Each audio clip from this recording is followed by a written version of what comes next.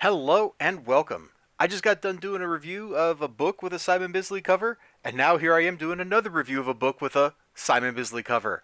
I don't know what kind of guns these are. They look like they're giant nail guns or heat guns or something, but they're clearly meant to shoot bullets, judging by the smoke coming out of it. Whatever it is, it's a crazy looking cover. We have disembodied hands coming up out of the goo. Is that like Thor's hammer there? I don't know. It's wild. 48 pages, no ads, all out punishing action. And you know what? This is one time when the book's cover, when the advertising actually matches up with the contents of the book. It is exactly what it says on the label. It says all out punishing action. It sure is. There are three stories in here.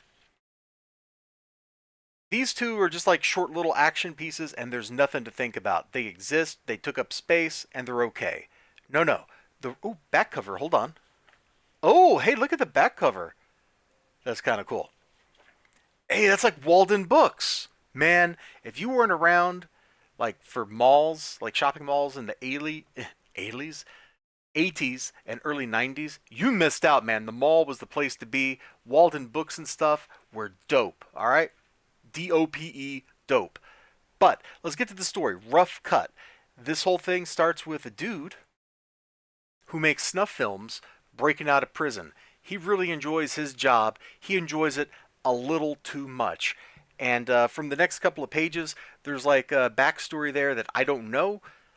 This guy apparently tangled with the Punisher at some other point in time, and the Punisher shot him with a barbed wire gun, which wrapped him in barbed wire and then set him on fire.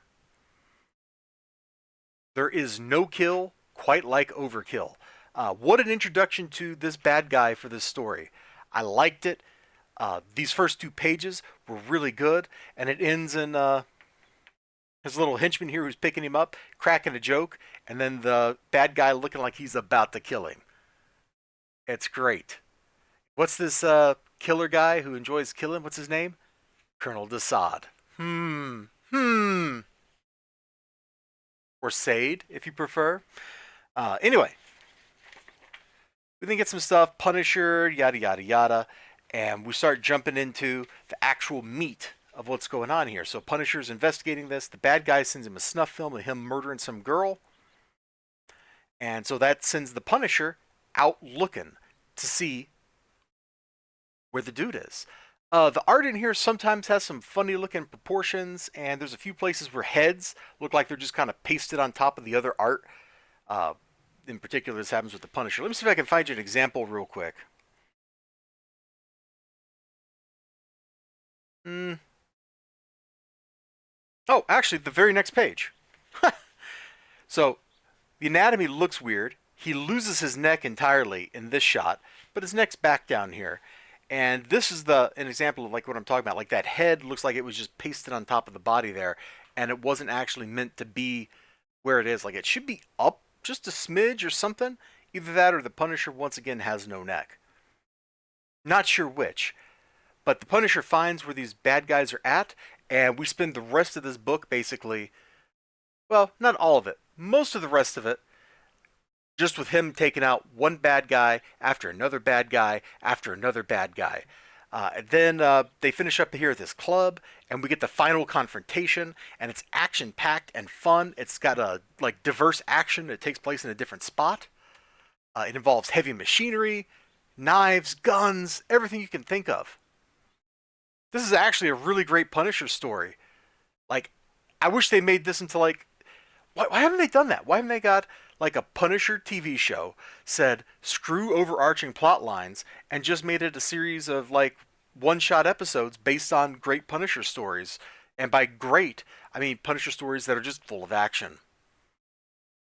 Because this would make a really great 20-minute action sequence, man.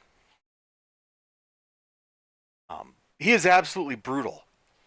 Oh gosh, here we go. Here's one of the ones where the head is just looks like it's just pasted on. In fact, that doesn't even really look like Frank, does it? I'll put you down just as soon as I've shot you between the eyes. Anyway, he saves like these girls, and of course there's a madame who is busy like procuring the girls for the guy who's making the snuff films and stuff. This is actually a really great book. 250 was a lot of money, but there's a lot of comic here because there's no advertisements in this book. They could have left out the two little fill-in short stories from the back, and it would have been just as good of a book. Which, that's maybe a harsh thing to say because those were written by Chuck Dixon, but I found them eminently forgettable. Whereas this Pat Mills story that is the main feature, totally rocked. You all have a great one. Check this book out. I got this out of the dollar bin for the price of free, and maybe you can get it out of the dollar bin for the price of free, like I did. Like this was a great pickup. You all take care of yourselves. Bye bye.